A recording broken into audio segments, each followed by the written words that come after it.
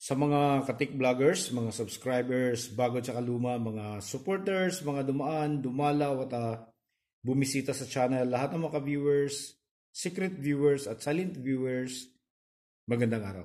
So balik tayo dito sa amplifier. Ito meron tayong public address amplifier dito. So ang problema nito, nag-i-intermittent yung kanyang power, ano? Ayan, so sarili natin to. So pinapakondisyon ko siya kasi malapit na yung election campaign. Kaya marami ng mga nangangailangan ng mga public address amplifier para nilalagay sa sasakyan at battery yung gagamitin. So 12 volts to. Ayan. Pero bago natin ituloy, shout out muna natin yung ating mga kaibigan na medyo matagal-tagal na rin yung kanilang mga request, hindi lang natin napagbigyan dahil busy po tayo sa trabaho, lagi tayong nasa labas.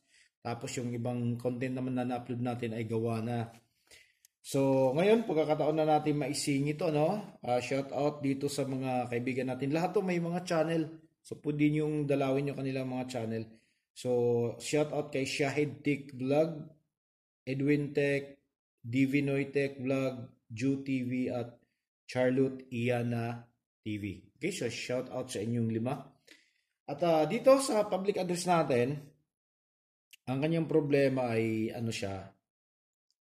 nag-i-intermittent yung kanyang power. So minsan siya tumutunog, minsan hindi. So kapag hindi siya tumunog, putok agad yung kanyang fuse. Yung kanyang fuse dito na ano ba to? Gaano ba kalaki to? 3 ampere yata. So putok agad yung fuse niya. Tapos minsan naman ay normal, gumagana. Ay hindi pala dito ito. Yan dito. Yan 3 ampere na kalagay yung fuse dito. Okay, so yun yung pumuputok. Kapag either ginagamitan mo siya ng battery or AC, pareho. So pumuputok dito yung sa AC. Kapag battery naman, dito naman pumuputok itong isa na to, itong fuse na to. So ang nangyayari pala dito, ayan yung ano natin, ayan o. Nalusaw yung wire. So saan ba tong wire na to? Yung kulay itim. Ito yung, bali ang function nito, bali negative din. Ito yung center tap ng ano natin, tinatawag natin na output transformer. Okay? So kapag walang pumapasok dito na supply, dito itong kulay itim na to, kapag walang pumapasok dyan, walang papasok na negative dito papunta sa amplifier. Ayan. Dumaan yan dito eh. Ayan o.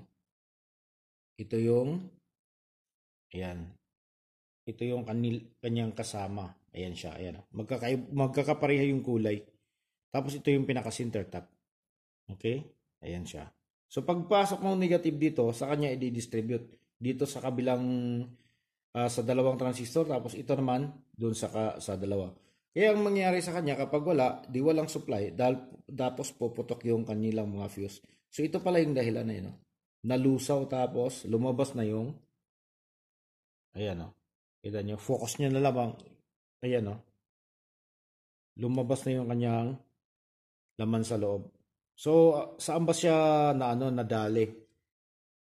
Ito pala, umabot dito ito. May kasi to, may board dito. Tapos merong bridge diode. Yung metal dito. Tapos nasa ilalim to ng nung board. Naipit siya. At saka galaw. Ayan. Nasugatan. Nung masugatan, ayan, kapag nagmo-move siya ng konti, dumadampi siya dito sa may positive. Kaya putok. Minsan naman hindi, gagana naman siya. So ito yan lang yung dahilan. Tapos sinabay na rin natin, kinukuskus natin dito yung kasi nga napakaluma na nito. Hindi ko alam kung mahigit siguro mga 40 years old na siguro to, or hindi ko alam, 40 years old or mahigit itong amplifier na to, itong public address amplifier. Saka yan, tingnan nyo, hinugasan natin yan, sinabo natin, tapos kinuskus din natin yung mga medyo kinakalawang na.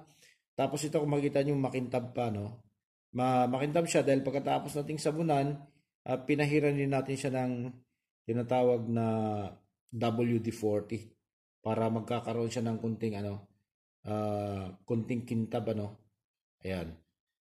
So, konting-kunti lang, ayan, oh. Wala nang residue yan kahit ganyanin mo. Okay? So, pagkatapos lang, inano natin, pinahira natin.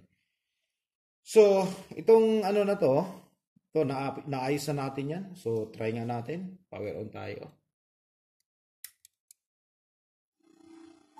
Ayan, medyo malakas lang yung humming dahil hindi pa natin naitatap yung kanyang ground. Nakalutang pa siya, oh. Okay? Nakalutang pa siya.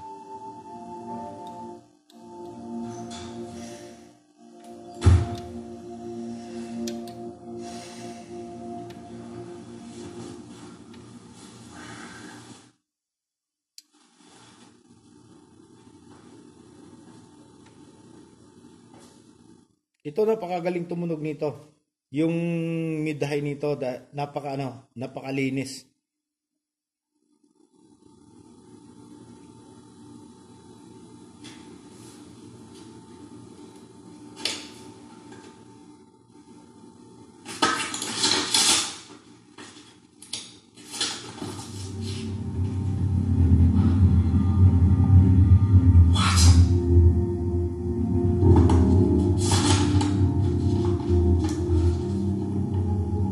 Ayan, so dinig nyo naman siguro, di ba? Napakagaling, napakadetalyado ng tunog. So, itong klaseng public address amplifier na to ay fully discrete. So, ibig sabihin, puro solid state yung gamit dito. Walang IC na ginagamit. Itong klaseng amplifier. So, papakita natin, ano? So, bunutin muna natin. Para makita nyo naman kung ano yung hitsura nitong klaseng amplifier na to, Uniplex. Ayan yung kanyang control. Okay? So, walang resistor lang yung nakalagay. Tapos, tingnan nyo naman yung kanyang VU meter niya. Ayan o. So, transistor. Discrete din. Ayan o. Tapos, dito, kung titingnan na natin to, dito. Ayan. Ayan. Wala ding ka-IC-IC yan. So, lahat yan transistor lang. Yung lahat ng active components na nakalagay. Okay? Yan siya, oh. Walang IC. Kahit ni isang IC, wala kang makita dyan. So, fully discrete yung ano nito, yung buong circuit na to. Mapa-preamp hanggang sa kanyang power amp. Fully discrete siya. Tapos, post-pole. Ayan, oh, naka-ano siya. Transformer type. Ito yung kanyang out. Ito naman yung kanyang input. Ayan siya. Ang maliit na to. Okay? So, ang ginagamit na transistor dito ay bali apat na transistor. Para makita nyo, no? Ayan siya, oh. C3182. Apat. Ayan siya.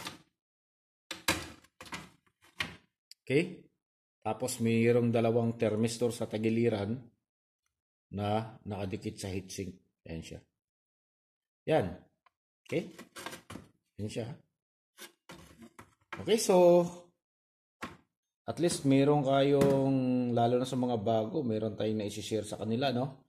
Na buhay pa yung mga ganitong klaseng amplifier. Fully discrete, no, zero chips. Walang integrated circuit na nakalagay at ayan, ang galing pa tumunog. Kahit na medyo, ayan, may kunting kalawan na, sinasabi ko, kinukuskus lang natin at nililinis. Ayan, so gustong-gusto ko pa rin to, hindi ko pa rin pinapalitan dahil kakaiba yung tunog nito kisa sa mga bago ngayon na mga made in China. Okay? So hanggang dito na lang siguro tayo, no? So maraming salamat, God bless at bye-bye.